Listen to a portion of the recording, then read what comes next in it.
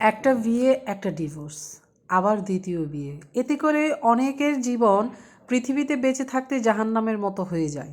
কারণ মানুষ চারপাশে এত এত কথা শুনতে হয় মানুষের, এবং নিজের জীবন নিয়ে এত একটা ভয়ঙ্করভাবে বাঁচতে হয়, যেটার এই পরিস্থিতিতে যারা আছে তারাই একমাত্র উপলব্ধি করতে পারবে। আর এই যে মহিলা বর্ষা চৌধুরী, ওনার একটা ভিডিও দেখে আমি হতবাক।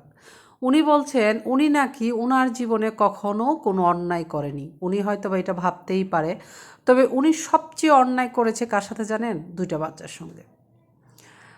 সমাজের প্রয়োজনে হোক, নিজের প্রয়োজনের তাগিদে হোক, সংসারের ক্রাইসিসে হোক, একটা নারী বিয়ে ভাঙতে পারে এবং বিয়ে হতে পারে, এটা অনেকটাই স্বাভাবিক। তবে একটা নারী যদি পাঁচটা বিয়ে করে, এটা কি অন্যায় না সন্তানদের সঙ্গে? কারণ সংসার করতে গিয়ে যখন ডিভোর্সটা হয়ে যায়, তখন দেখবেন একটা নারী কিংবা একটা পুরুষ একটা পর্যায়ে যাওয়ার পরে চিন্তা করে যে আমি বিয়ে করেছি, আমি ভালো নেই, কিংবা আমি বিয়ে করেছি আমার সন্তানটা ভালো নেই, সেটা সৎ বাবার ঘরে হোক, সৎ মায়ের ঘরে হোক। তখন কিন্তু তারা উপলব্ধি করে যে বিয়েটা না করে হয়তোবা সন্তানকে আঁকড়ে ধরে বাঁচলেও ভালো হতো। তবে অনেকেই সেটা পারে না। এক হলো বয়স কম থাকলে তাকে বিয়ে করতেই হবে, কারণ সমাজে তাকে বাঁচতে হবে। দ্বিতীয়ত হলো একটা নারী একা থাকা অনেক কষ্ট।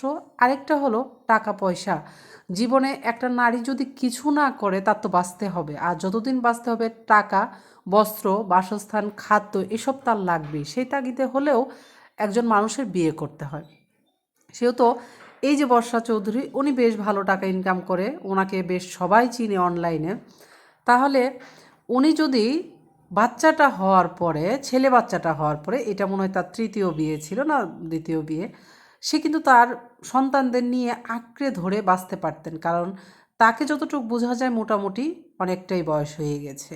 সে তো তার মা আছে, ভাই আছে, দুটো সন্তান আছে, মেয়েটাও বেশ বড় হয়ে গেছে। তার বড় কথা হলো তার টাকা পয়সাও আছে।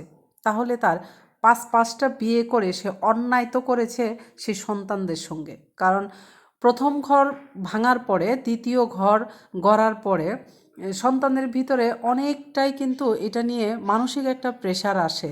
যারা এই সংসারগুলোতে আছে তারা বুঝতে পারে। সন্তান নিজের থেকেও প্রেশারে থাকে, এবং বাবা মা অনেক সময় নিজের থেকেই প্রেশারে থাকে যে আমার জন্য হয়তো বা আমার সন্তান কষ্ট করতেছে। তাহলে সেইখানে পাঁচটা বিয়ে কিভাবে সম্ভব বলেন তো?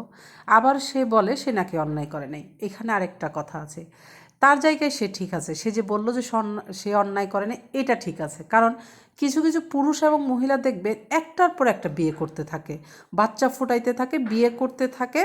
এটা তাদের একটা নেশা এবং পেশা হয়ে যায়, এবং লজ্জা যে বিষয়টা সেটা আর থাকে না তাদের মধ্যে। আমি এই আপুটাকে বলবো, আপু অনেক হয়েছে, এবার না হয় সন্তানদের জন্য বাঁচুন। কারণ আপনার বয়স শেষ, সময় শেষ, সন্তানদের সময়, বয়স এবং ভবিষ্যৎ কিন্তু পুরোটাই পড়ে রয়েছে। সে তো তাদের কথা একটু ভাবুন।